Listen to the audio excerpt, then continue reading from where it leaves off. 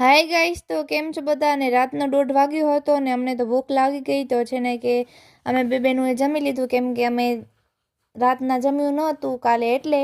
અને પછી છે ને સવારના ઉઠી અને ચાય નાસ્તો કરી લીધો. અને પછી છે ને બપોર ટાઈમ થયો એટલે છે ને અમે બે બેનું ચડ્યું છત ઉપર ઘઉંને સુકાવા.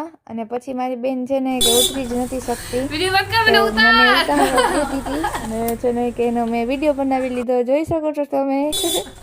અને પછી છે ને કે વાંદરા વેડા કરી લીધા અને પછી ખાઈ લીધી અમે ચોકલેટ સિલ્ક હતી ને આ કિન્ડર જોય મિની કિન્ડર જોય આવે છે એ ખાઈ લીધા.